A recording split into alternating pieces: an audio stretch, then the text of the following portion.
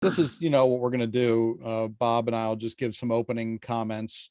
Bob from the STTR side, and maybe what he knows about SBIR, and then I'll talk a little bit about the process, what we've gone through just to introduce the session, and then Jason, just have you kick into your overview, and Okay. I have about 30 minutes for that. I'm going to ask all the attendees to please enter questions into the Slido link, and Susan will put the Slido link into the chat. Yeah, I will too. I can monitor and help do great. that. And if there's Awesome. any links you need shared or anything like that, let me know and I can pop them in when y'all are speaking. Yeah, that sounds good. I've put into the Google Doc for in KikoChat, I put in some resources, which are some tutorials for SBIR and some of the examples that I'm not going to show any videos, but if people want to see some videos, they can click on those. Yeah, I'll drop those in periodically. Okay, all right, that sounds great. And then at the after Jason, Bob will talk about his example of SBIR. Bob, do you have any opening slides in the opening discussion just to introduce ourselves to people? No, not for the opening. Okay. Yeah, good, no worries. And then after Bob and I get done, we'll go right into kind of like the 20-minute Q&A. I have a series of questions that Jason, I'll just ask you, just sort of interview type fashion, so people can get up to speed with how questions are going, and then we'll go to Slido, see if there are any questions there, and if not, I have some more. So I think we'll be able to fill the 90 minutes with no problem. And this is the first time, Susan, that anybody within any ESIP meeting has done anything related to SBIR. And I think this is really a great opportunity. One thing in the future, which would be great, well, I hope to use this video, the recording, to send to program managers and contract officers within the government, so they can really see the kind of things that ESIP does and what SBIR does. So maybe Jason, we can work on that afterward and kind of, whittle it down to some really important points that would be worth, making available through the government contract officer folks. And you can help us steer through, what's appropriate, maybe it can be offered by your office. So,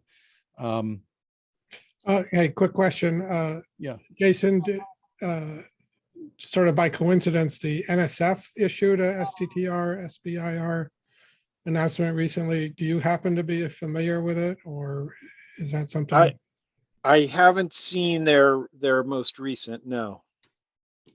Okay, I'll put the link in the chat. I mean, I think this audience may also be interested in that. I think we talked this, who did we talk to, Dave? Barbara Ransom from NSF has been on our group, but she didn't sort of step up to participate. Okay. Right. Yeah, Barbara Ransom. Yeah, she hooked me into reviewing some proposals for NSF.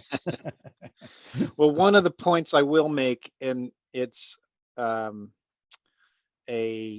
just a theme for our program, is no dead ends. And so I will indicate that while we have a solicitation, there are 11 other government agencies that offer SBIR, and there are 5 other agencies that offer STTR.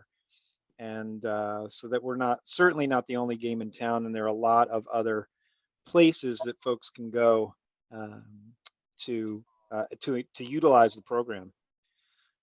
And that's all they really need to get in the door as a phase 1 or ultimately phase 2. So, yeah. Susan, before we start, should I just leave this up as a slide for people to see? Is that okay? Or yeah, that's fine. It's totally up to you. Looks like we've got a couple more people coming in. Great. You might give it another minute, even though it is 11 o'clock on the dot. Oh yeah, we can take a couple minutes. That's no problem. This is the first meeting, Jason, for everybody today. I saw that. Yeah, it's a kind and gentle schedule, right, for our friends on the West Coast.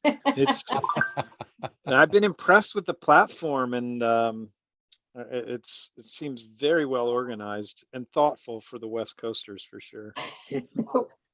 Well, as we're, as we're attracting more of an international audience, virtual meetings are harder than in-person meetings to get the timing right. Right, yeah. The reality is some of our friends in Australia don't like the schedule, but I'm certainly not going to have my funders waking up in the middle of the night. No. Oh God, I may not be an SBIR, but I learned early in my career about, federal grants, federal contracts, how to play with federal money, and I'm not making my funders wake up in the middle of the night. That's probably rule number one. The last thing you want them doing is when they think of your name, the hair on the back of their neck goes up. Yeah, I try to avoid that at all costs.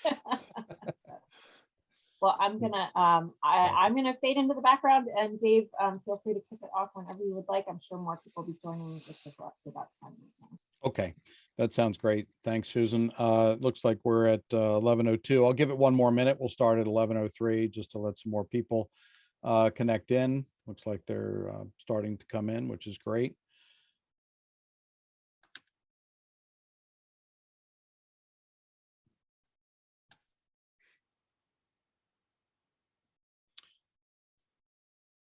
Okay.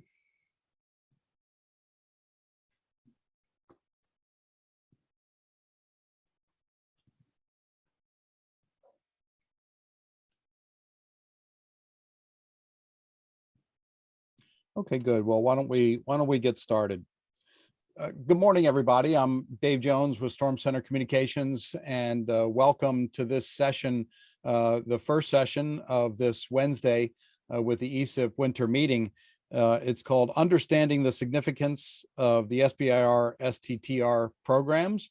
And we have a number of speakers today. And what we really want to do is engage you with information on how you might be able to participate in SBIR and STTR programs and what it really means to get involved with those programs. We have two success stories that we're going to hear from, one from Bob Chen, and Bob and I are sort of co-chairing this session. Bob's going to talk about a successful STTR program, and I'll talk about our successful SBIR program at Storm Center with the creation of Geocollaborate. So I just wanted to give everybody a little reminder. You'll see these probably at the beginning of most of the sessions. Please mute yourself if you're not talking. Turn your camera on when you want to ask a question. We have a number of ways that you can ask questions with the Slido poll in the chat, or just verbally ask questions when we start to get into the interactive part. And then otherwise, please keep your camera off to conserve bandwidth.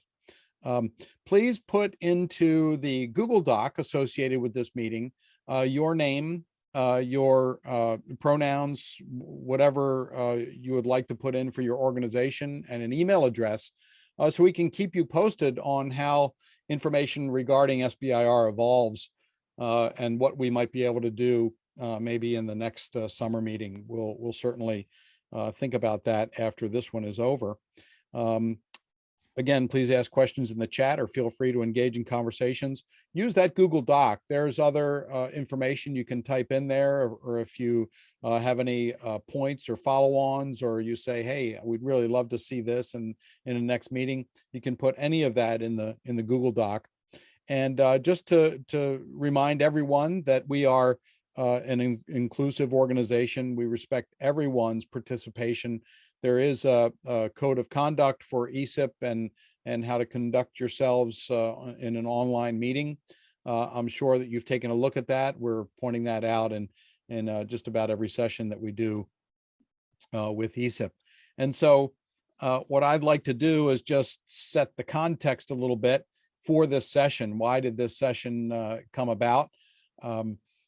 We at Storm Center Communications have gone through the SBIR process. We've gone through SBIR phase 1 proposal, getting funded for the phase 1, and then submitting a phase 2 proposal to actually develop and market the technology and all that sort of stuff. What would be our market? We got funded for that. Then we proposed for a phase 2E, which is an extended part of the SBIR program. We were funded for that. And then we were awarded a phase 3 contract by now 3 different agencies within the federal government. I'll talk a little bit about that later, but over that period, since we actually put the proposal together in 2010, I think it was awarded in 2011. So we're talking 12 years, 11 to 12 years, we've been involved in the SBIR program, going through every nook and cranny that exists just about. And there's been some challenges, there's been some great rewards, and I just want to communicate that to folks who are thinking about SBIR or who might already be involved in SBIR.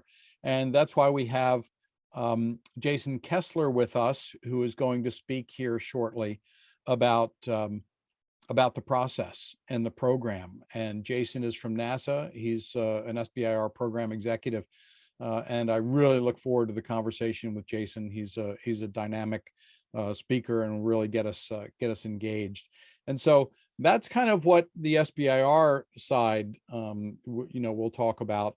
And Bob Chen with CDAC is going to talk about the STTR program. So Bob, if you have anything that you'd like to say here at the beginning, please do that. The floor is yours, and then we'll move on, and I'll just go over the agenda. Yeah, thanks, Dave, and thanks for doing the intros.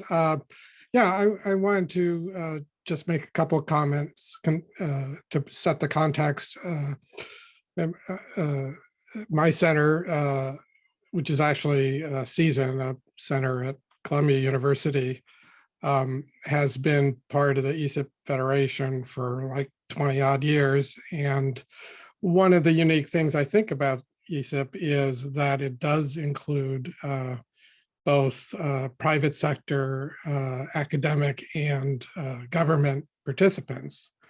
And, as in most cases, we have our own worlds, our own funding streams. Obviously, the government funds a lot of academics, and it does fund the private sector, but in totally different ways.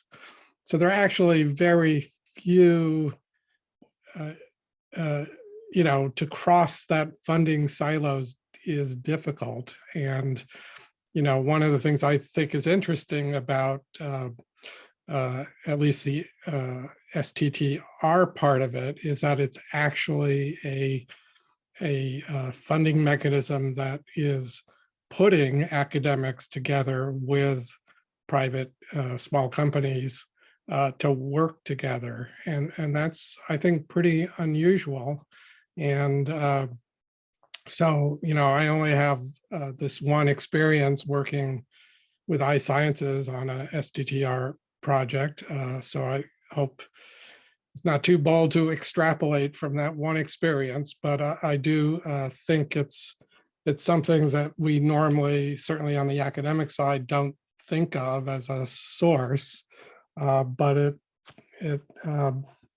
is this opportunity. And one of the things I'm going to do and place in the chat is that it just happens that a week ago, the National Science Foundation announced its STTR SBIR program. And if you look at the text under awards, and you think about what NSF usually does, it has a program and it'll have, if you're lucky, 10 awards or something, and hundreds of people are going to apply to it. Let's see, hopefully the NSF award is rather, I'm sorry, the announcement from NSF is rather amazing because they're estimating 60 to 300 awards. There's $15 to $70 million allocated.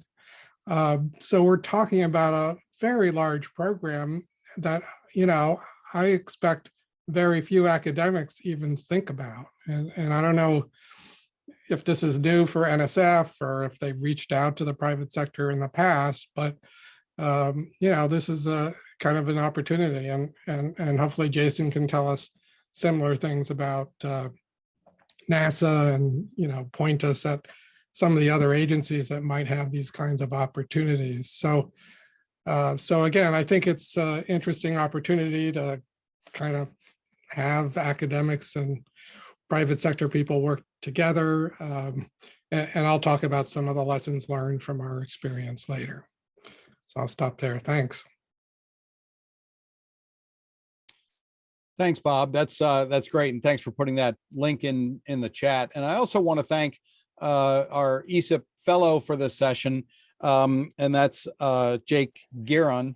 Hey. Jake is going to be helping us in the chat and helping us with anything technical, and also Susan is helping us today too. So Jake, thanks a lot. We Sure. really appreciate Thanks, your support through this. So what I'd like to do is just go over the agenda real quick so everybody knows what's happening. We've just done the introduction, welcoming remarks here. The next up is going to be Jason Kessler with the SBIR program within NASA. He'll have some slides to share with us and then sort of get our juices flowing for what the significance is of reaching that phase 3 status. And then we're going to turn to Bob Chen for 15 minutes so he can talk about his STTR project and how that worked. And then I'll take 15 minutes and talk about how Geocollaborate came together under the SBIR program for about 15 minutes. And then we want to open it up to questions. I have a number of questions that I'd like to pose, and I hope that gets your thinking going as well. And I'm really hoping that this session becomes a real resource for program managers and contract officers and other folks within the federal government so they can see just how impactful the SBIR and STTR programs really are. So with that, I would like to introduce Jason Kessler. I met Jason a number of years ago when he was out of the government working on a project with a nonprofit organization, and now he's in NASA as the SBIR program executive. So Jason, I'll introduce you and then I'll get your slides up here. Wonderful. Thanks, Dave. Thanks. Sure.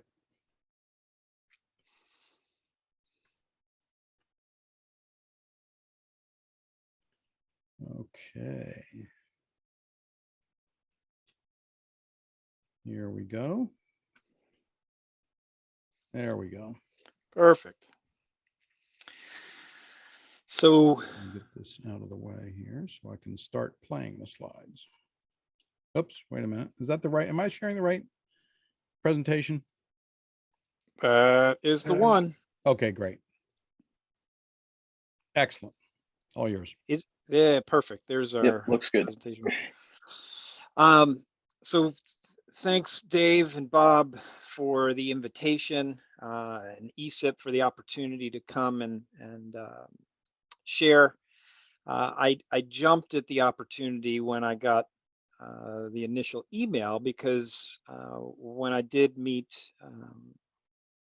Dave, I was working on figuring out how to bridge that gap of data into action, and hosted a session that Bob was generous to spend his time on as well. And this is a bunch of years ago, probably 2018.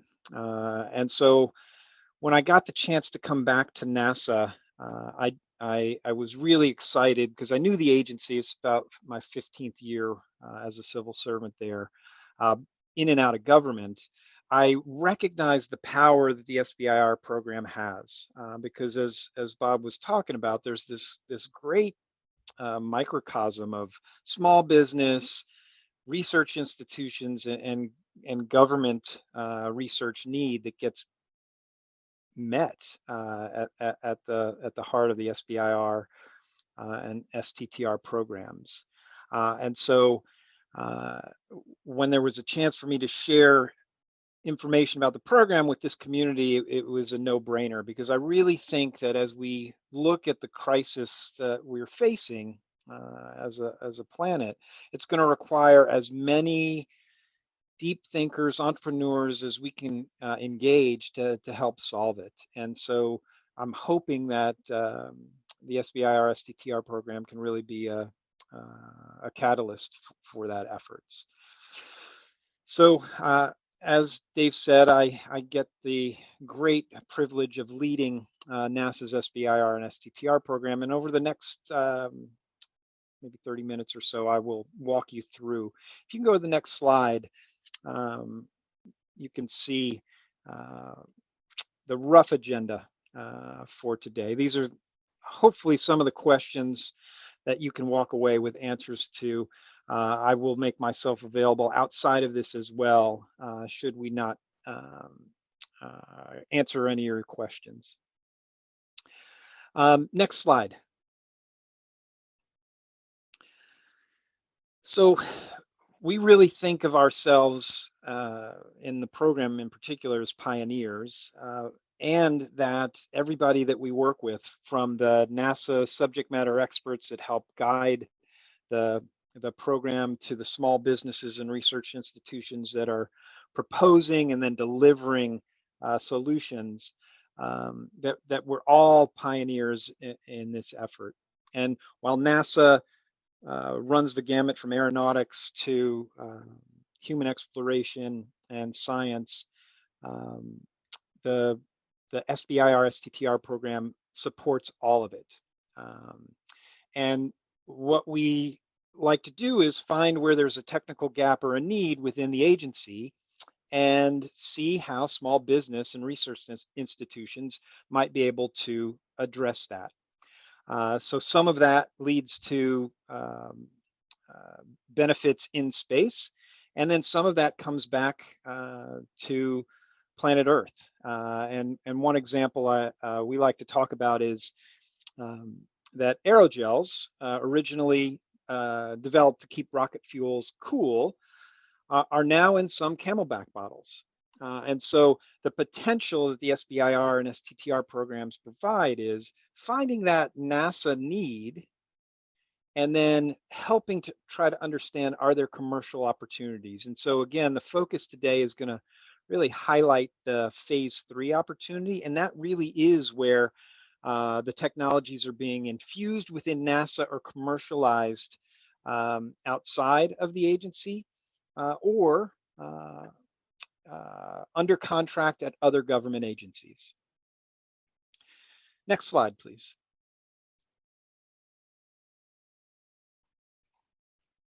So real quickly, to give you some context, because I suspect very few of you know the deeper history here, but the SBIR program has been around since the 1980s. It's a congressionally mandated program focused on supporting small business to help with federal R&D needs. And then in the 90s, the STTR program followed suit. And to Bob's earlier point, the focus of STTR is to match a small business with a research institution. The STTR programs are smaller than the SBIR, so they're a little less competitive. They typically run a bit longer because that working relationship can take time to settle in. But both have, for many, many years now, been delivering great value on the investment. And our annual investment is roughly 5% of the $3 billion that is spent across SBIR and STTR government-wide. So it's a huge investment among the 11 SBIR agencies and the 5 STTR agencies. And sadly, not as many people know about the opportunity. A couple things that I want to note on this slide. It is focused on early stage research, and I'll walk through the phasing of that. In our case, you can get up to $1,150,000 over a 3-year period, should you be selected in phase 1 and phase 2. And then there's follow-on funding that enables further de-risking. What's brilliant about this is it's non-dilutive. So compared with any kind of other funder, we're not taking any equity. Not only do you maintain total control of your company, you maintain control of your data. And having talked to a number of venture capitalists and philanthropic funders, it's also really attractive because having gone through an SBIR-STTR program, there's a recognition that the technology has some interest and some of the risk has been bought down. So there's a great value for a growing company through this program, not only to the agency that they're supporting, but also to outside funders as you're looking to grow further. Next slide, please. We've talked about research institutions. They're a particular focus in the STTR program. What I think is cool about this is it's a way for a research community to develop technology differently. So you get to partner with a small business. You're also working with whatever agency that is funding. So there's a great collaborative partnership in terms of developing the technology. It's a great way to have funding to further your research and ultimately get published. It's also a fantastic way for students to kind of get that entrepreneurial or innovation bug. And we like to think of it that it's a good differentiator for universities. So students coming out really wanting to make a difference in the world, STTR is a great way for them to get early traction in that. The other win is for the students is an opportunity for employment. Next slide, please.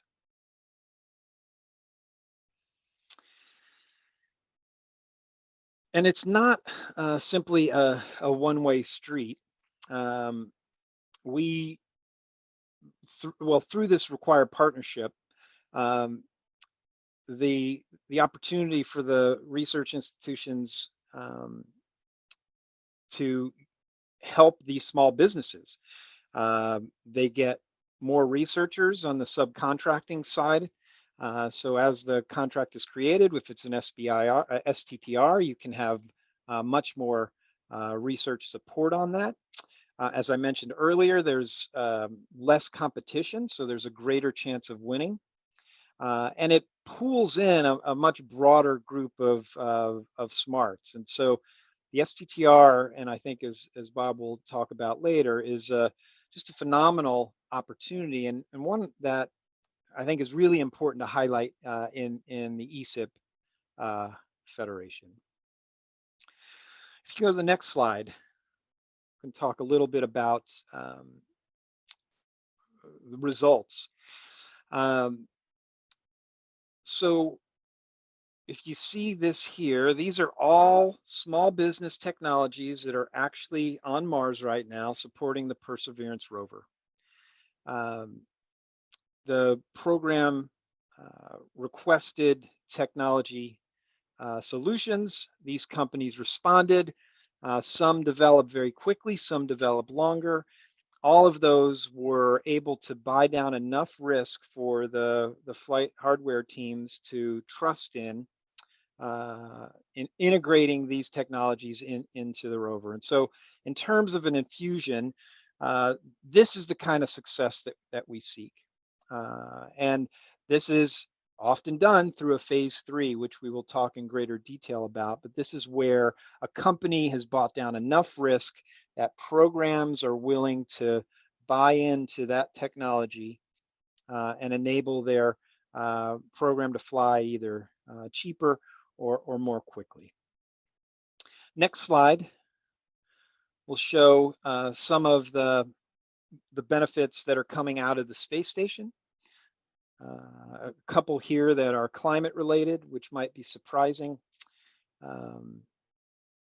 It's often not considered a very good platform for Earth observation, but you can see that one of these companies was working on a LiDAR and another an ultraviolet sensor for detecting oil spills. So a handful of ways for small businesses to get funding, buy down risk, and then offer solutions not only to the NASA customer, but to private sector users as well. Next slide, please. And just so I can say that it's not only me that thinks this. These are a bunch of quotes that we've collected from various partners over the years. One I'll point out is, quote, "We went from an R&D prototype line to a pilot scale production line in just 6 months that allowed us to more readily manufacture the material and deliver the product to NASA." So oftentimes when you're working on early stage technology, getting to manufacturing or getting to an actual flight unit is a real challenge. And so one of the brilliant things about the program is that it can accelerate the development and then ultimately the infusion of that technical solution into a mission. Next slide. Okay, so here's where I want to try to entice you all to think about participating. We are focused solely on R&D. These are solutions that we are seeking for technical challenges that the agency has identified. You have to be a small business concern with less than 500 employees. That's the SBA definition. And we can give you on our website some more of the specifics. In STTR, again, the magic here is the partnering between the research institution and the small business. And most importantly, while I mentioned that $3 billion number, we are much smaller than that. It's $3 billion government wide. We are roughly a $200 million a year program. So if NASA isn't the right fit, there are 10 other government agencies and 10 government agencies that have SBIR and 4 others that have STTRs.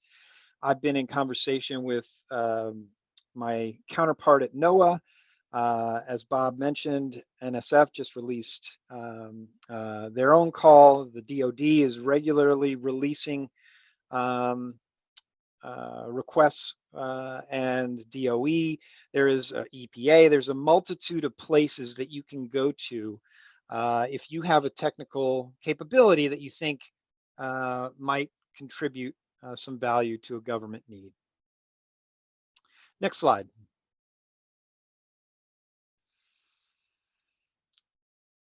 So again, to bring a finer point to SBIR and STTR, I think the roughly 10 years later that STTR came along after the SBIR program was created was a recognition of the power in the research institutions and really emphasizing that relationship and trying to create those partnerships to enable that cross-pollination, whether that is students that leave school and start a small business and then partner back with their alma mater, whether it is an entrepreneur that sees capability at a certain research institution and seeks them out. There are many ways that one can develop through the STTR program. It's a longer period of performance, whereas in phase 1, SBIR is 6 months. In STTR, it is a 13-month development cycle. And with STTR, the PI can be employed at either the small business or the research institution. So the PI does not have to leave their institution should they want to pursue an STTR. Next slide.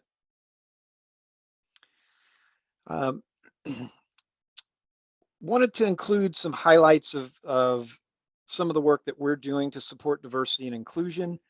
We've recognized that HBCUs and MSIs aren't as strong in our STTR program, and our numbers for underserved and underrepresented groups in terms of SBCs is not where we'd like it either. And so really working to improve that. You can see a number of these activities that we have worked on. I think it's the next slide. Yep, perfect.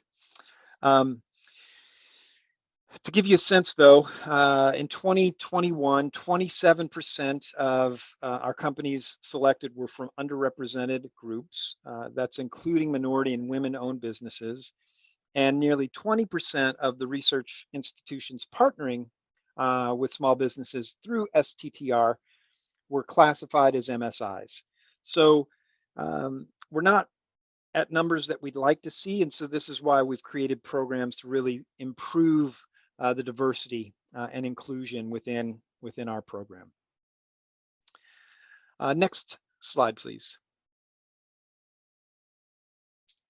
Okay, so hopefully I've laid out the potential value for you, whether you're thinking about starting a small business, whether you're a researcher at a research institution, to give you a sense of how the program works. As I mentioned, it's up to $1,150,000 for phase 1 and phase 2, and up to $3 million or more for the post phase 2, depending on what opportunity you were seeking and would be selected for. Phase 1 really is our idea phase. It's $150K for 6 months in SBIR and 13 for STTR, and that's really to at a very low TRL, technology readiness level, where you've still got something on paper. Maybe you're starting to think about prototyping. Before the end of that 6 months or 13 months, you are invited to submit for a phase 2, which we intend to increase to the $1 million for 2 years. For both SBIR and STTR, that's a 24-month program. And that's really where you're starting to prototype. You're getting hardware created, you're getting testing done. We also provide programs to support commercialization efforts and understanding the marketplace, and that's through our I-Core program that was created by NSF.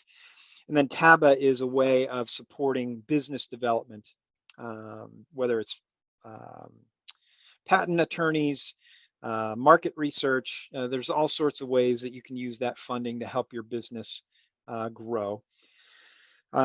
We have these multiple post-phase 2 opportunities, often where there is matching funding. So we're looking for the idea to have gotten to a point where there's a potential customer that says, yeah, I'm interested, I'd like to buy down a little bit more risk. They can kick in some money, the program kicks in some money, and then that hopefully helps get over that valley of death into phase 3, where we're focusing on infusion and commercialization. Phase 3 is all funded by non-award funds from the SBIR-STTR program. So what we've gotten to is a point where the technology has been de-risked enough, and a customer is willing to put their own money into acquiring that technology or those services. And for us, that's really the ultimate goal. We want to ensure that we're selecting companies and technologies that have a real pathway towards infusion and or commercialization, potentially finding a market that you didn't even know was out there. Next slide. And here is the holy grail, if you will, of the program. And this is where, unfortunately, not enough is understood. And that's why, again, I jumped at Dave's invitation. and so appreciate his passion around this phase 3 situation, because phase 3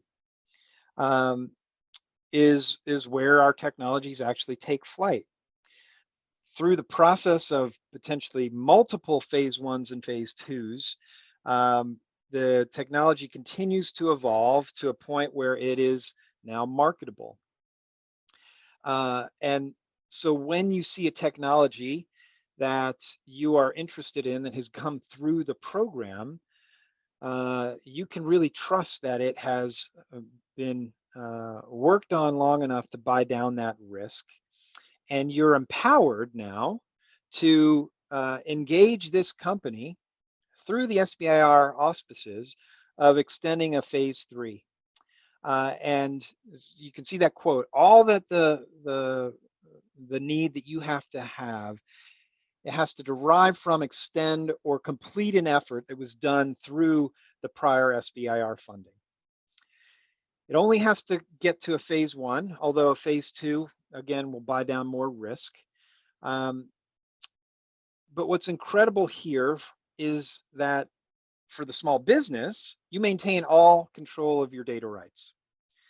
You no longer have to compete.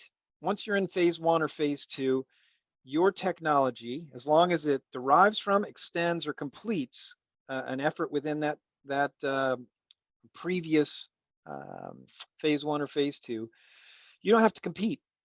There's no limit on the number, duration, type, or contract value. There's no limit on the time between phase 1 or phase 2 and the phase 3 or multiple phase 3s. Any agency can enter into a phase 3 at any time with any phase 1 or phase 2 awardee. We will get phase 3s from the DoD.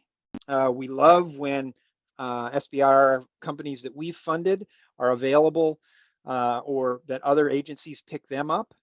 And this is also kind of mind-boggling. While there are limits for the phase 1 and phase 2, you have to be under 500 employees. Those limits no longer apply for phase 3. If you get purchased, you still have, and again, you're deriving from, extending, or completing that technology development, you can be acquired and still get a phase 3. So the power of the phase 3 is so misunderstood, and one of the big challenges is that contracting officers don't know enough, and it's almost too good to be true. Because if you have a technology need and there's an SBIR phase 1, and you know that technology can meet that need, you can cut right to the chase. There's no Joe Fox or sole source justifications needed. There is language within the SBIR policy directive that empowers that contracting officer to move out and execute on a phase 3. So for agencies, it ought to be a great strategy to say, all right, here are our technical gaps. We're going to find small businesses that can meet those needs. We're going to fund them to de-risk that. And now we have a much quicker path to acquiring that technology without the complicated, very oftentimes long process of procurement within government. We can dig into this a little bit more in the Q&A. Let me also add, if you'll go to the next slide, I have a couple success stories that have a climate connection to talk about the program some more. Here you see Virginia Diodes, and they took advantage of the phase 3 mechanism to help with this ice cloud mapping. You can see there, they're attributing the SBIR research in excess of $45 million. So here's a small company, spent a long time, a bunch of years buying down the risk. They've diversified into technologies, but they were able to get their technology to a point where the NASA Earth Science Technology Office used a phase 3 to get a contract for the sub-millimeter receiver for the IceCube, which was that CubeSat. Flew a couple of years ago and created that first map of the global distribution of atmospheric ice. There's more on this if you'd like on our website. If you go to the next slide, we've got a quote from their CEO. And I love this one. The SBIR allows us to really focus on technology and push us to work hard on research and new ideas. It's money to research, which is really how we're able to come up with new solutions. And so I encourage this audience to recognize this is an incredible opportunity to get funding to do your research if it aligns well with either the NASA technical need, NSF, DoD, NOAA, that there are agencies out there seeking solutions. And this is a way for you to fund your research and then have a huge potential upside by being able to market and then get your contracts awarded much more easily with a government customer. Next slide. Another example, this was an SBIR out of the Stennis Space Center doing some work on DEMs a couple of years prior to Katrina. Then Katrina hit. And because this was an SBIR program, they were able to execute the phase 3 mechanism very, very quickly, at least $1 million upside in subcontracts with FEMA. But the government benefited because this technology was already in the inventory, and FEMA was able to go and contract with Whirlwinds to get what they needed much, much faster. Next slide will be a quote. And then our next slide gives you a sense of timeline. Bob mentioned NSF just released a solicitation. In fact, we released ours last week on the 6th. Our solicitation is open now through March. It's a pretty quick selection process time. We will make announcements in May, and then those contracts will be awarded by July. So I encourage you to go and check out the sbir.nasa.gov website. You can find our solicitation there. It's a very big document, but there's a section with the technical gaps that we're seeking, our focus areas. And if there's a fit for you or someone else that you know, I encourage you to consider submitting a proposal. Next slide. A couple of things to point out on updates. We've broken our phase 1 and phase 2 solicitations, so it's a little easier to track requirements. We've also separated SBIR and STTR. I've emphasized the differences in the program. It wasn't always clear in previous years because they were combined into one solicitation. And so hopefully it's gotten easier. We continually listen to our SBCs to try to understand how we can do a better job in supporting them. Our solicitation opened through the 9th of March. I really encourage you to take a look. And for those of you that might have some free time and are interested, we have a Dissecting the Solicitation webinar tomorrow at noon. I know it conflicts with the ESIP meeting. It will be recorded and ideally released end of next week. That's a great resource to understand what we're looking for and how to be successful in our solicitation. And then finally, to wrap things up on the next slide, please go check out our website. Some of these you can't do right now. Our Center of Technology Transition leads are in a blackout phase because our solicitation is live and on the street. But please take a look at the solicitation. If you're interested, share it with any colleagues that you think might be a good fit. And I encourage you to hit our website and join our community. That's where you can get continual updates on what we're up to. And with that, final slide has got my email. These slides should be available for you after.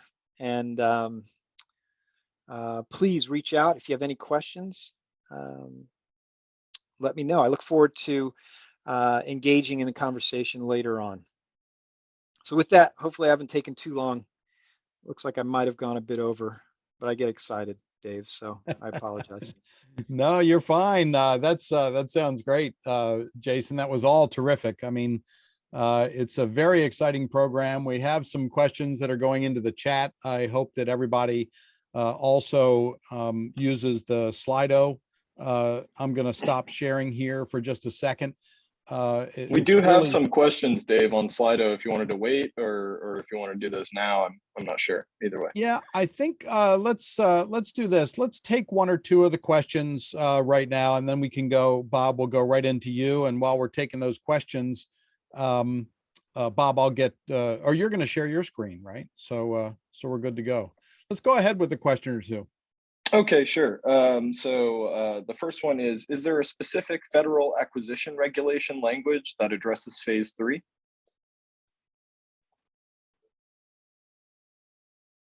I guess, Jason, is that something that you can answer?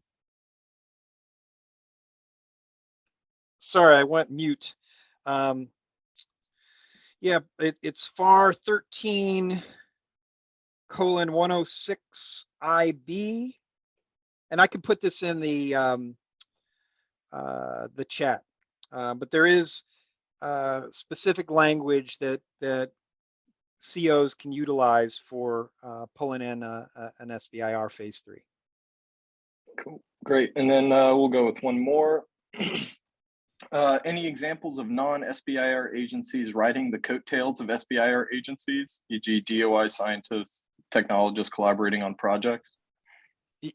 It's a great question, and I don't have a specific answer. I don't know that that's happened. I think part of the magic of the phase 3 is that non-SBIR STTR agencies can utilize it. It is a government-wide mechanism. And so I don't know, like I fear not as much as we should be seeing, because we've struggled within our own agency to communicate to COs and programs the power of the phase 3. And so I would suspect it's the examples aren't far or very deep in that, sadly. Okay, so let's that was great for those two questions. Please keep them coming, and utilize the Slido link that's in the chat. You can just scroll up in the chat a little bit. Thanks so much, Jason. And Jason's going to be sticking around with us because we have a Q&A session after we go over some of the success stories. So right now, I'd like for Bob to take the floor and tell us about how they used STTR at your organization. Bob? Great, thanks, Dave, and thanks, Jason. I think actually it was good to see that what I'm about to say, I think, is very consistent with what you said. And as I said, I'm only familiar with this one example, so I didn't know what the differences were. So I'm going to talk about a project which we have talked about a little bit in previous Federation meetings. It's a project that has the acronym DANTE, Data Analytics and Tools for Eco-Security. But I'm going to talk about it more from the process view than the output and results viewpoint. Season worked with iSciences LLC, which is a small company based in mainly in Vermont. The president is Tom Paris, and actually Josh Brinks. Some of these slides come from the presentation he's scheduled to give to the AMS next week. So if you happen to be at AMS, you can see much more detail on the actual work we did. Again, I'm just going to talk more about the process. You know, just one little bit of history, which goes back to when Season was a nonprofit in Michigan. At that point, Tom Paris worked for Season, and we collaborated together. When Season moved to Columbia University, a number of former staff started a company called iSciences, and Tom eventually became the president. So we do have a long track record of working with each other. iSciences is an ESIP member, as is actually the Engineer Research and Development Center of the U.S. Army Corps. So there's kind of a federation community already with this partnership. Whoops, why isn't it advancing? So a few years back, iSciences approached us about applying to the U.S. Army Small Business Technology Transfer Program. It was an open competition for phase one. Without going into details, we had a award, which at that point, I think was just a 6-month project called Anticipatory Analytics for Environmental Stressors. And iSciences in season was a sub to iSciences. And it was really designed as this proof of concept for a platform to support open source analytics focused on this environment security work. And I should also mention that iSciences in season were partnered on a number of projects funded by the intelligence community in the kind of climate security arena. So again, we had this track record of working together, but this seemed like an interesting opportunity. And one thing you'll note, it wasn't a specific technology that was being transferred. It was, I think I talked about it next slide. It was thinking about the broader range of capabilities that the academic community had, and how do you bring that to practice and to be useful by the community, intelligence, and other communities. So we went through phase one. There was a little bit of a break when we applied and were awarded phase two. As Jason implied, the actual competition was just apparently between 2 phase one projects. The Army Corps only had funding for one of them. It was a somewhat larger award, and as mentioned, it was for a slightly longer period from mid 2018 to end of or mid 2020. iSciences brought in a firm called Case Consulting International. Some of you may have known Eileen Shea for many years. She was in government. She's one of the principals of Case International. And they particularly had the role of working on a sustainability component, a business model, because I think part of the STTR was not only developing the technology, but also thinking,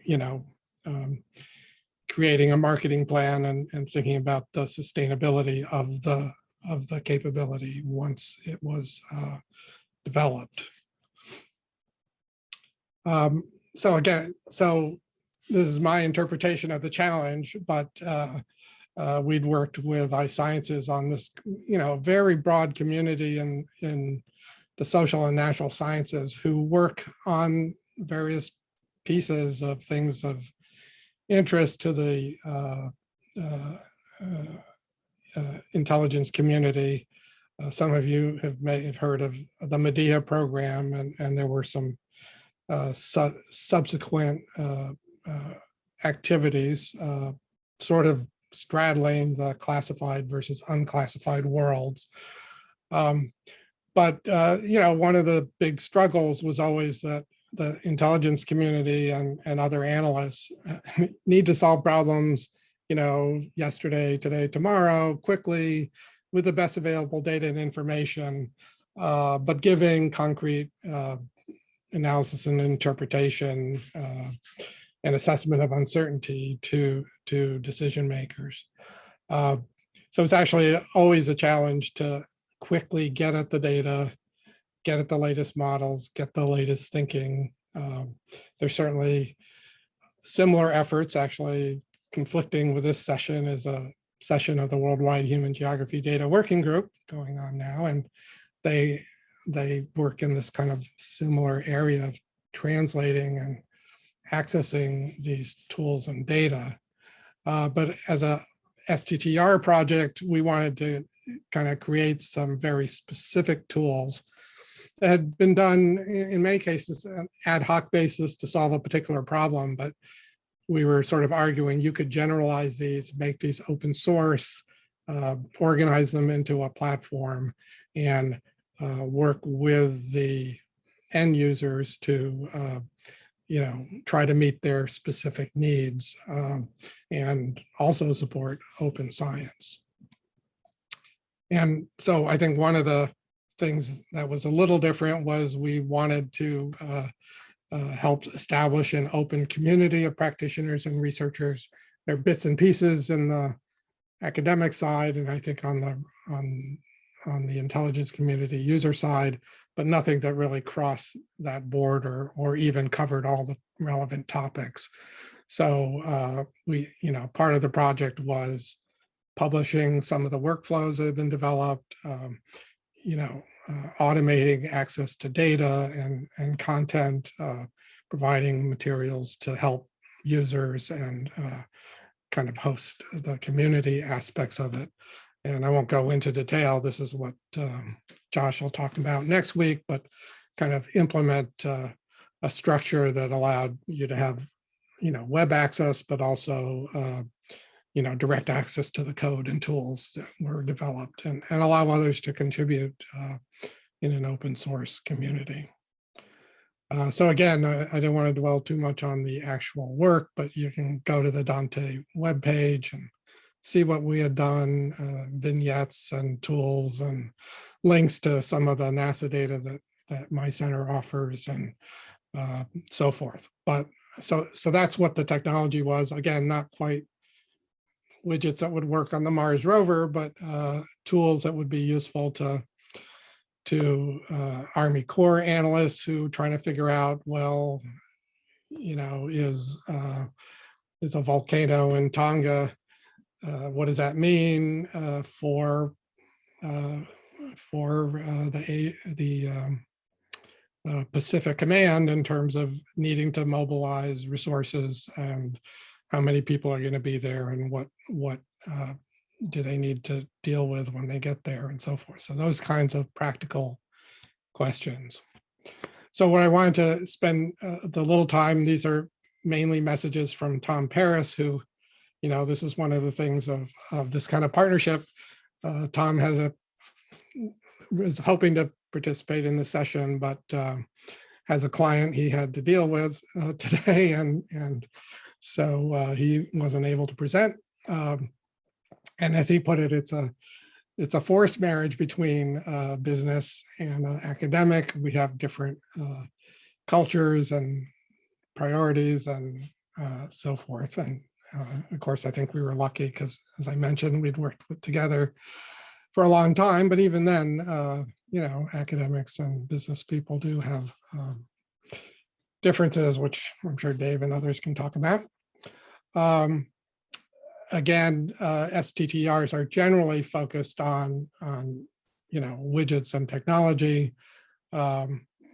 We adapted this, I think, to this idea that we could develop and transfer open source technology. I think actually working with ERDC was quite helpful. This is a program that was fairly new to them, and they, I think, took it as an experiment, and we're open to what we were working on. And final lesson, I think the marketing part is still the biggest challenge. The site is open and developed, but reaching out and trying to get users and contributors and build that community is, I think, the ongoing challenge for this type of effort. So I'll stop there, and thanks. Happy to take questions later. Yeah, that sounds great, Bob. Thanks so much. I think we'll do questions. Please keep them coming into the chat or into Slido, because it's really, whoops, sorry about that. Let me fix that here. All right, come back. Woo, that was a little tunnel action. We'll take questions during the Q&A session. I think that was really fascinating, Bob, the experience that you went through and what it's led to with Tom.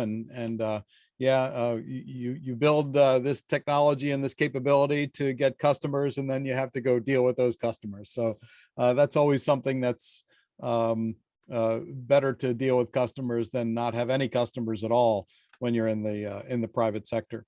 So I'm gonna jump in and share my screen here with, let's see.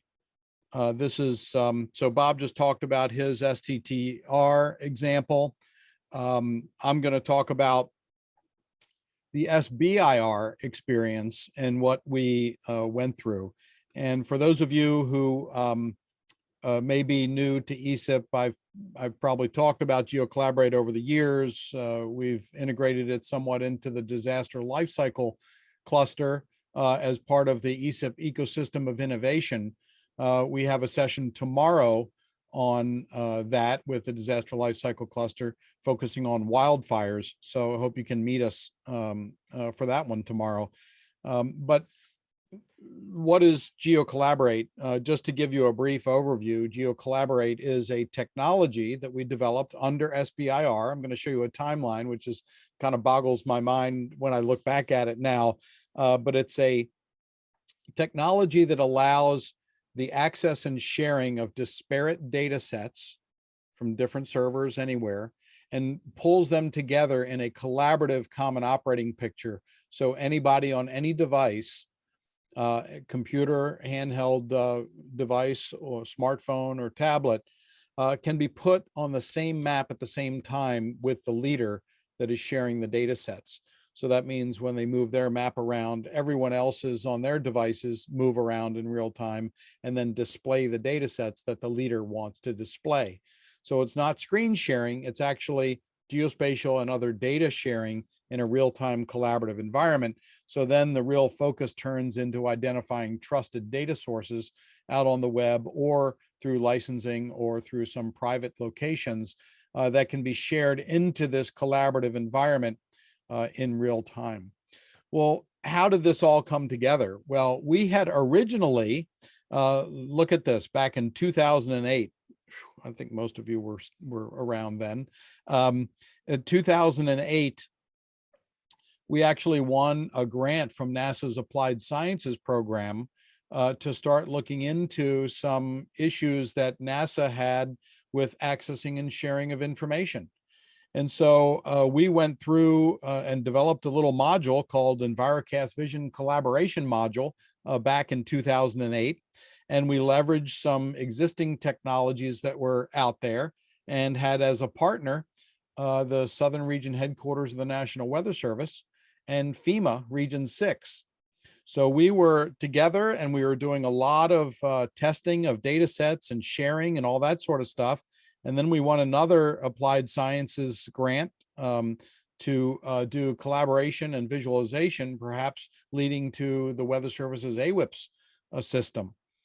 But when we started to do testing and collaboration testing within those federal environments of FEMA and the National Weather Service, and we had brought on the state of Texas as well, we said, what do you think about this technology? Do you like it?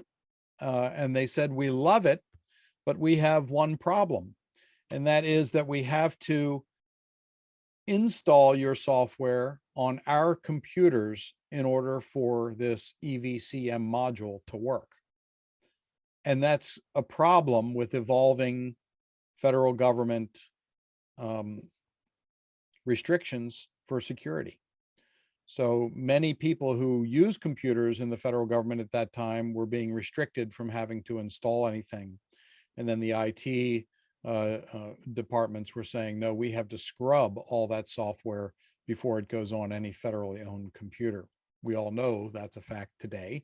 And it still creates some bit of heartburn.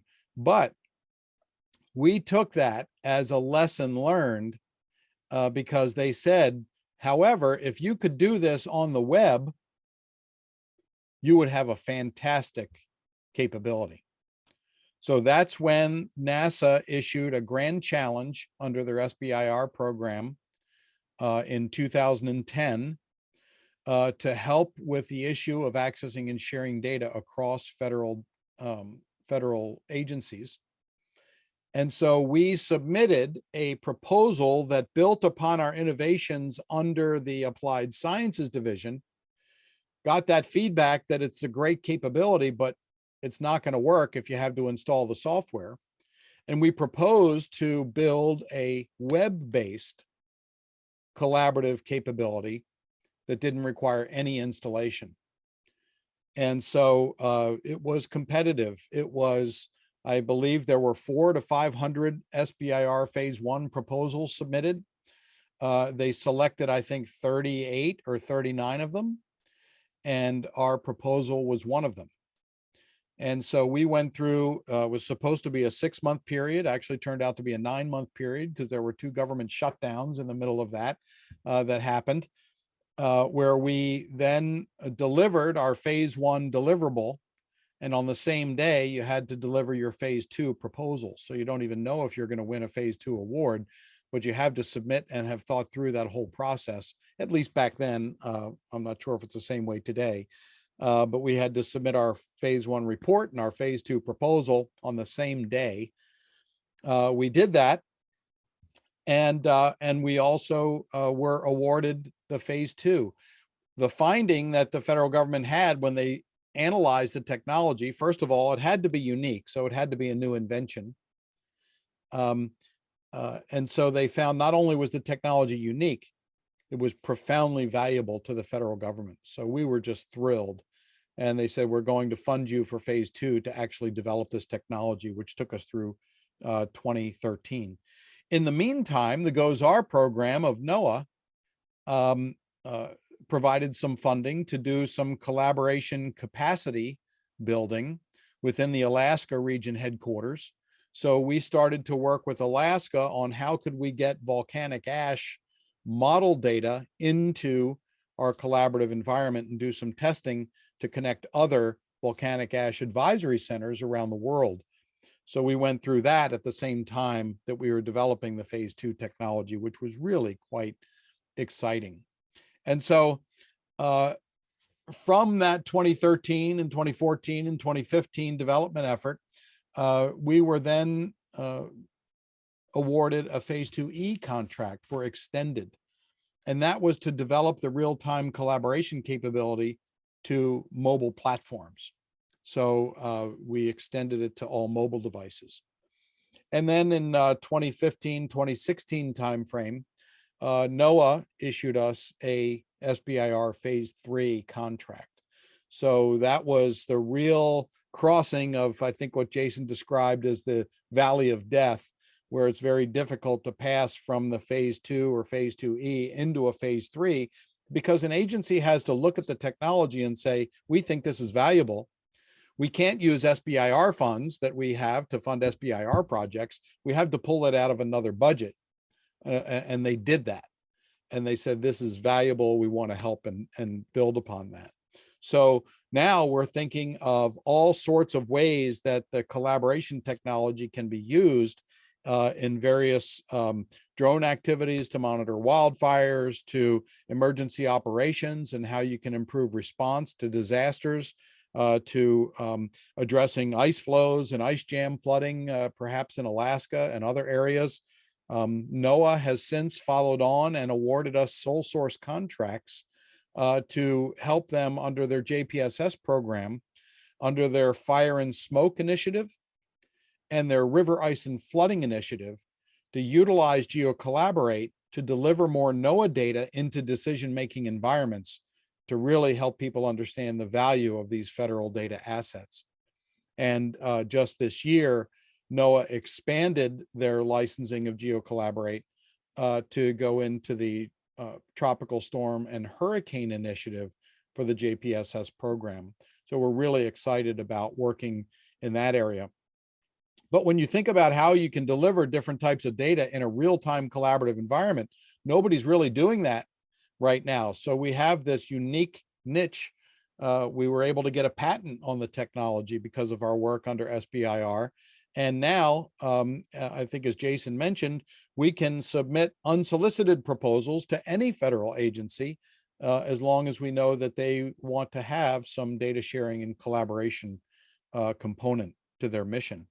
And so this is just a screen grab of a video that we put together. We actually showed it in the summer meeting electronic workshop or electronic poster session last year, where I take a tablet and I'm identifying data sets, and I share those data sets out to systems simulating around the world, and how we can manipulate this data, zoom in and query data, and how these different devices follow in real time.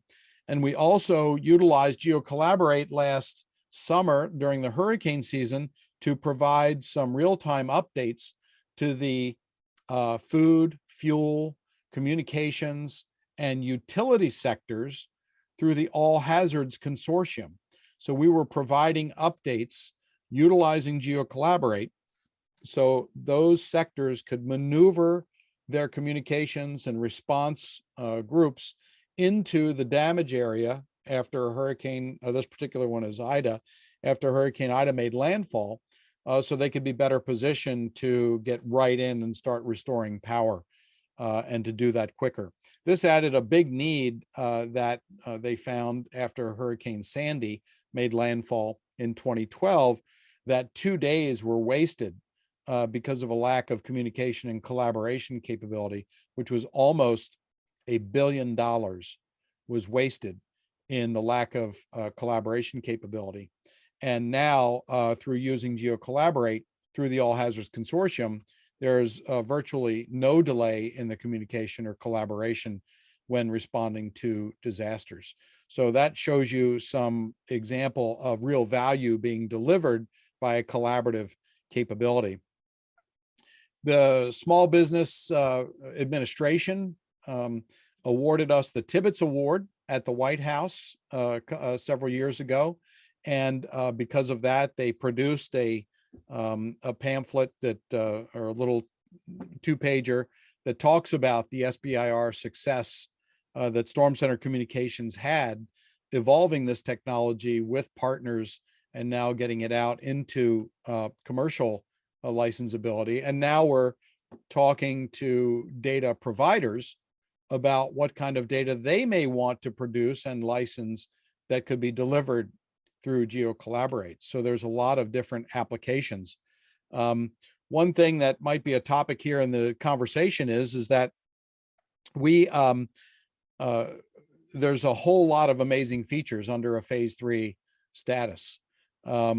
There's no further competition, so you can submit unsolicited proposals to any agency, and those agencies can fund those proposals immediately if they have the budget. And no one can protest the awarding of those contracts. There's no limit on the number of contracts awarded by any agency, no limit on the duration of those contracts. So you could get a 1-year contract or a 5-year IDIQ contract. And the contract could be of any type or any value. So there's really no ceiling to these contracts once you go into them with an agency. Of course, they may put a ceiling on it based on the amount of money they think that they're going to spend over the course of a number of years, but initially there's no ceiling. There's no time limit. So if we continue to keep an SBIR phase 3 contract, then that sole source status continues forever. And the small business size limit for the phase 1 and phase 2s, we had to have less than 500 people. I think we had 7 or 8. So we had no problem there.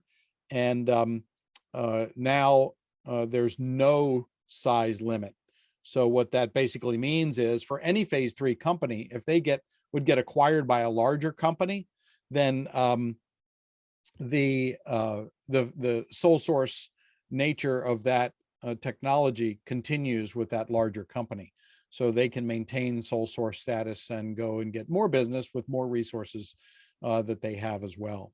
So I'm going to, this last one is, I've been asked to speak for smart cities initiatives about how collaboration could really improve planning and coordination for smart cities, how they can become more climate resilient, how we can get more data and information from various federal agencies and those who produce other value-added data into smart cities initiatives, so everyone in the city and the town can be aware of what threats are developing. And actually, in our session tomorrow for the disaster lifecycle cluster regarding wildfires, we're going to be talking about how we can bring data to communities and to neighborhoods so they can understand what that data means as far as wildfire risk and how they can help to mitigate the wildfire risk in their neighborhoods. Talk about evacuation routes, talk about how they can keep track of the fire once a fire develops, and how they can get critical communications through a Geocollaborate environment. And so connecting cities and the smart cities initiatives is something that's pretty interesting. So what kind of things can we do with the technology? We can license to geospatial or mapping companies. We can license it to navigation devices. We can integrate it into any mapping environment. We can work with any federal agency immediately at any time for as long as they want on a sole source basis. And any agency can integrate Geocollaborate into any new research products, or so they can hit the ground running. If they want to create a global wide real-time collaboration network, they can start by using Geocollaborate and fund the evolution of that capability. So that's kind of what's around the value of phase 3 and what makes it so valuable.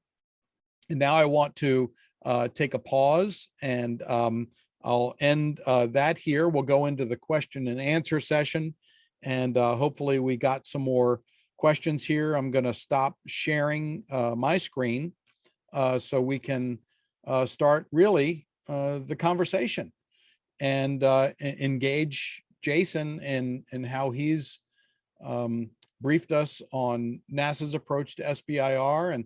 And once you get to that phase 3, it's really phenomenal. You don't have to be a government agency that offers phase 3 or offers SBIR. Any federal agency can execute upon a phase 3 contract. So let me take a pause here and see what kind of questions might be out there.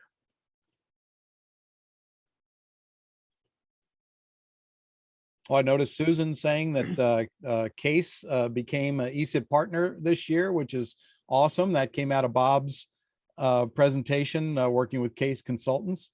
That's great. And then Jason, thanks for sharing that information in the chat about unsolicited proposals. That was actually one of the questions I was going to ask. Can you tell us a little bit about a phase 3 technology and what leeway they have in going to other agencies?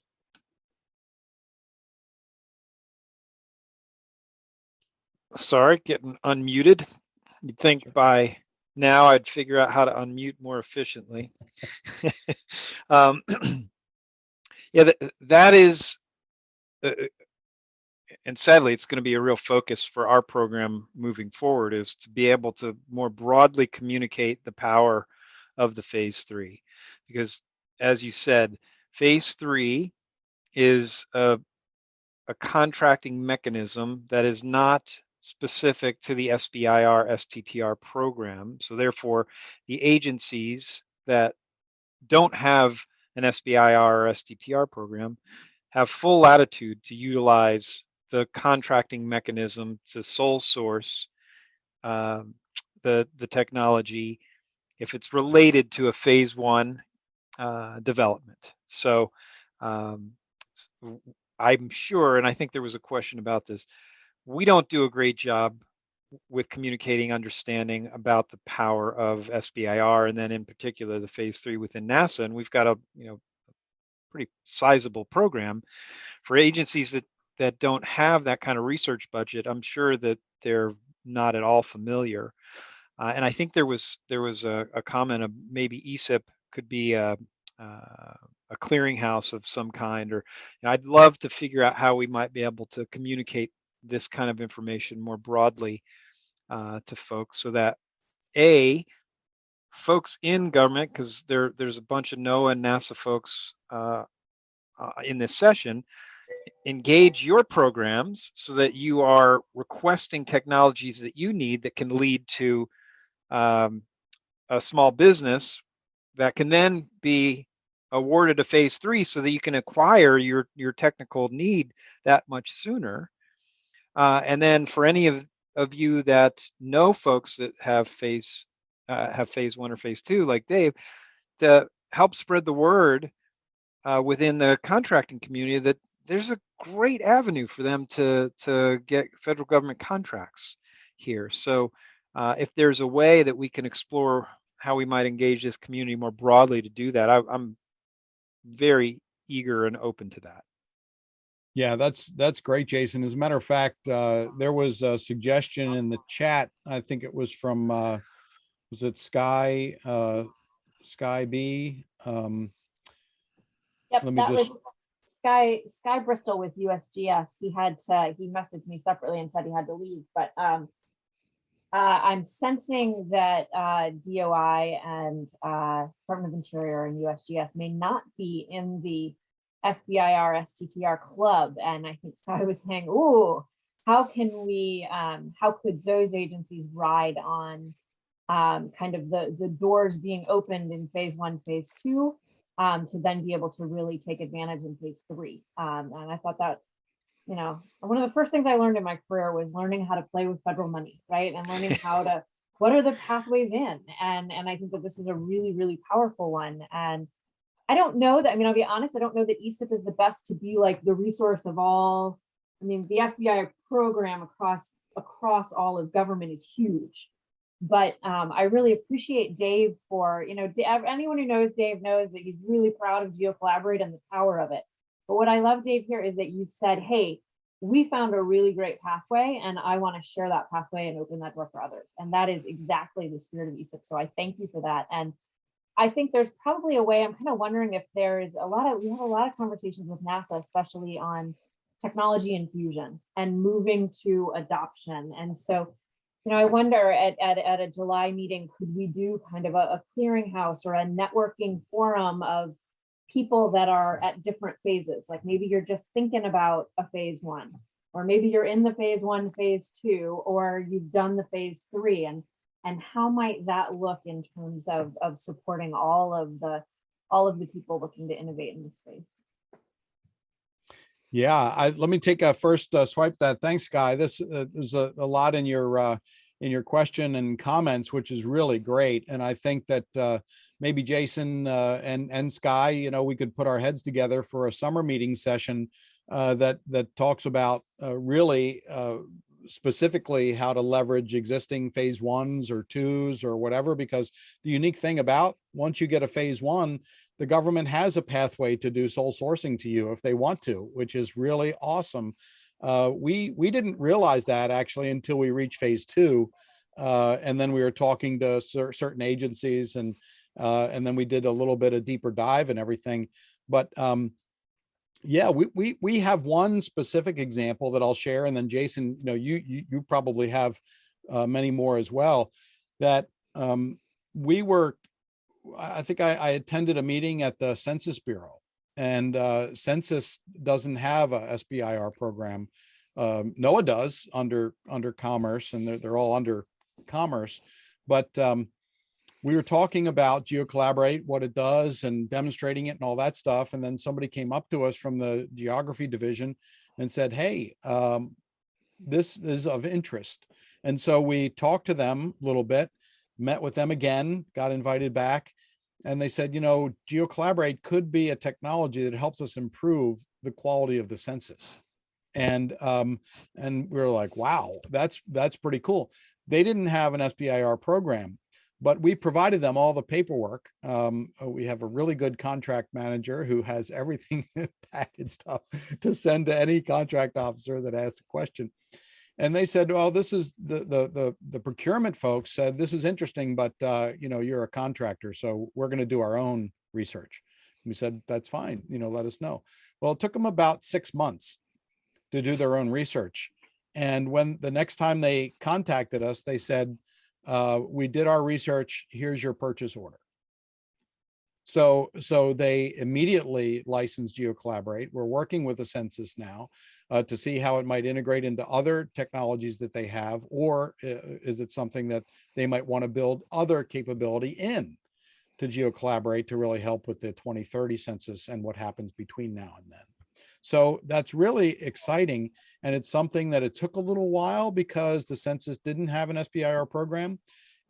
We experienced, a lack of trust, I think, initially, in that, contractors might just say anything to try to get business.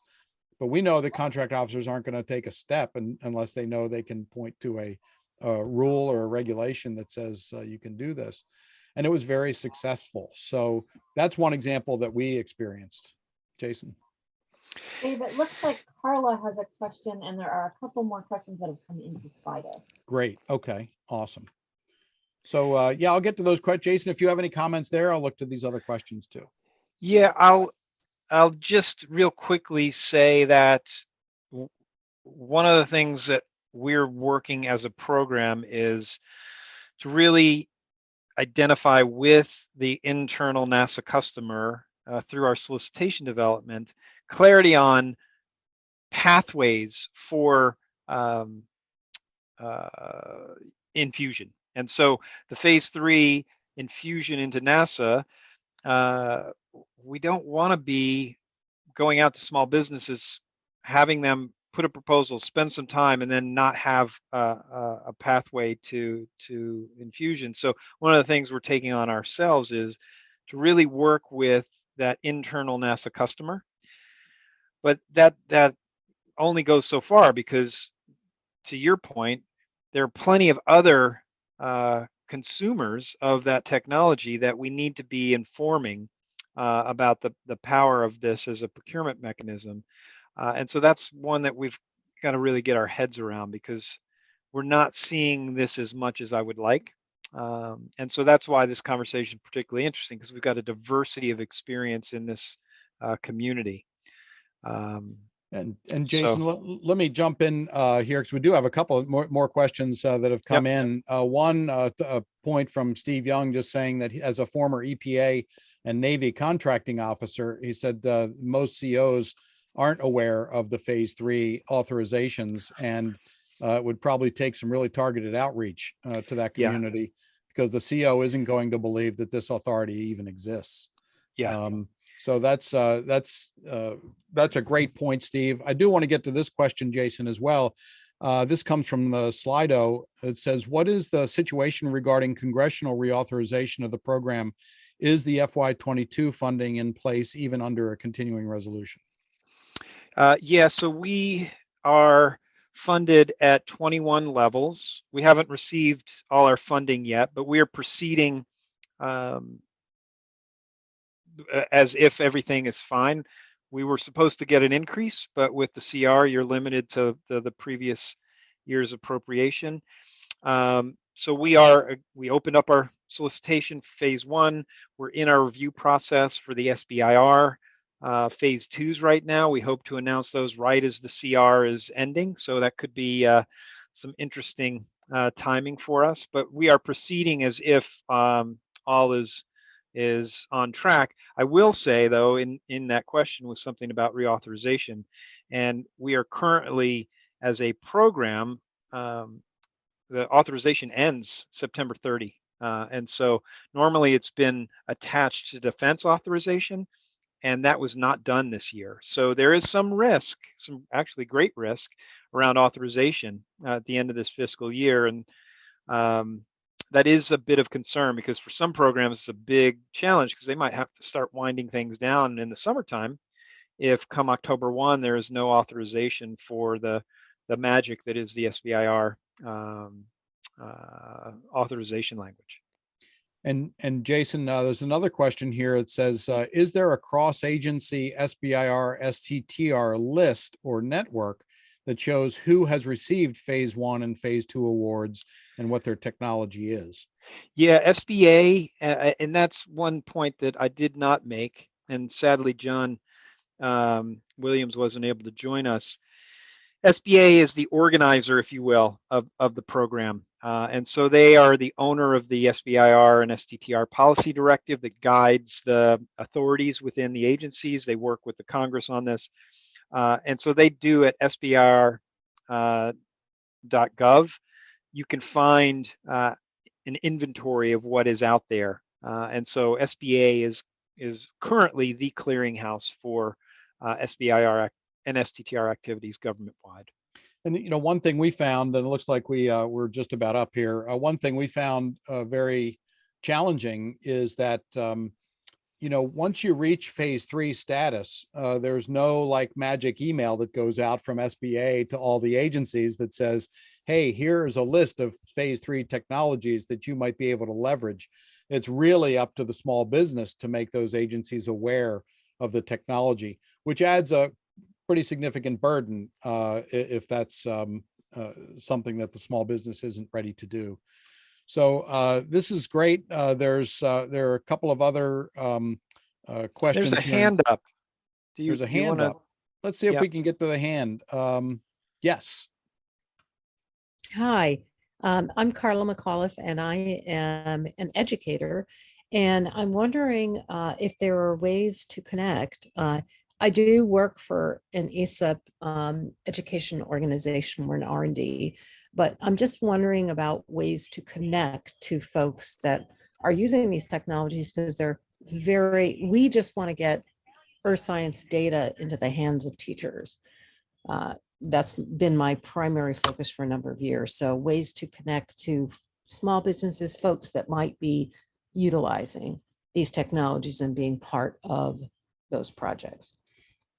Yeah, that's a great question. And it's something that I think it was a couple of years ago when we were first developing Geocollaborate, we demonstrated in one of the teacher workshops. I think it was out in San Diego, or I think it was at UCSD, to get teacher feedback on whether or not like a Geocollaborate might be useful for teachers to be aware of earth science data.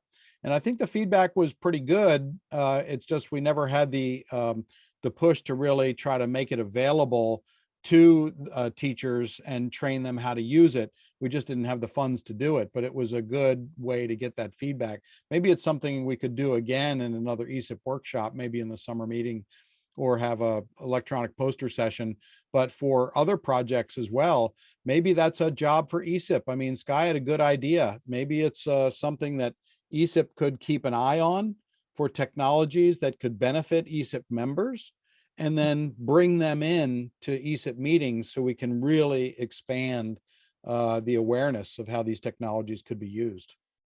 Yeah, Dave, I was also thinking of the aspect of actually partnering with folks, because I'm at a soft money institute. So partnering with some of these folks, and we did get some SBRI funding for the deaf community, for making avatars for deaf folks.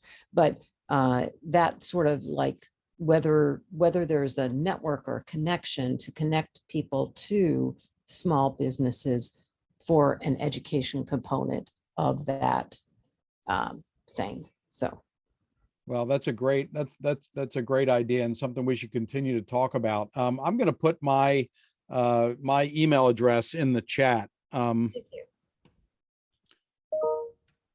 There we go. So please Yep. contact me with some of these ideas so we can continue on with this conversation and continue it within ESIP.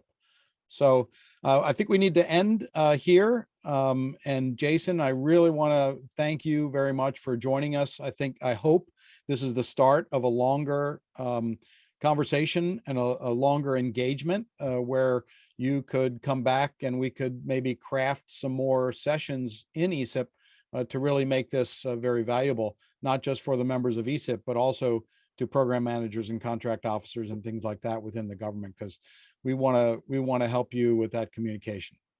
Wonderful. I added my email as well. Thanks to you and Bob for the brainchild that was this session and the invitation.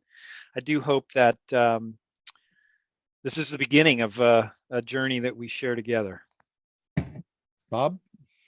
Yeah, I was just going to say, I mean, you know, the flip side is also getting community support for the programs in agencies and Congress.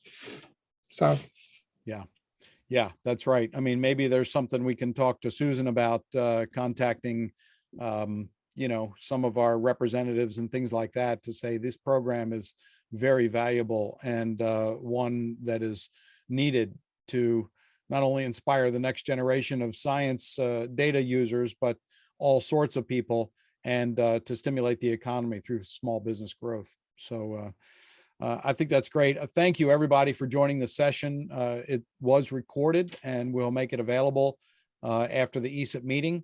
And Jason will talk a little bit more about how we might be able to whittle this down into some useful pieces that that could be useful on your side.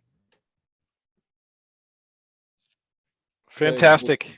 Thanks, I'll go ahead and everybody. end this meeting, everyone. Thanks. Thanks, everybody. Enjoy the rest of the ESIP meetings, and maybe see you tomorrow at our disaster lifecycle cluster. All right.